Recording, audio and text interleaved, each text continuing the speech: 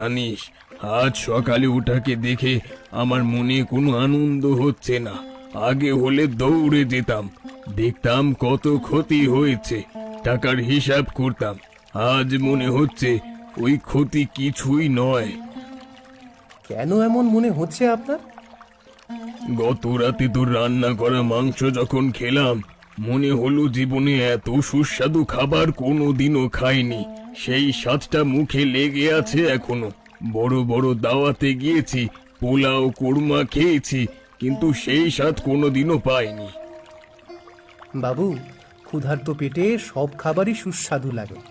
আমরা গরিবরা এইটা ভালো জানি। সেজন্যই যে আমাদের এত কষ্ট হয় টাকা না পেলে সময়। কালু, আমি তোর কাছে মাপ চাইতে চাই এই কারণে। আমি সারা জীবন তোদের ঠকিয়েছি, অপমান করেছি, তুচ্ছ তাচ্ছিল্য করেছি, তোদের মজুরির কম দিয়েছি, তোদের উপর খবরদারি করেছি, তোদেরকে মানুষই মনে করিনি। এখন আর এসব ভেবে কি হবে বলুন? সব তো হয়েই গেল।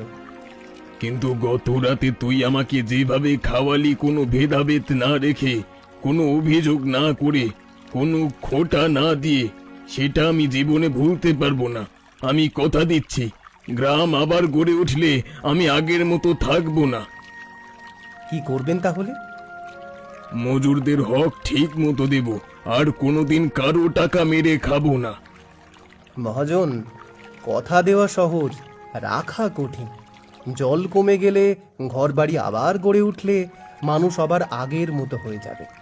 যখন আবার গোলাঘর ভরবে, যখন আবার টাকা আসবে, তখন হয়তো গত রাতের কথা ভুলে যাবেন। তুই ঠিক বলছিস কালু, কিন্তু আমি চেষ্টা করব এই রাতটা আমার জীবনের সবচেয়ে বড় শিক্ষা দিয়ে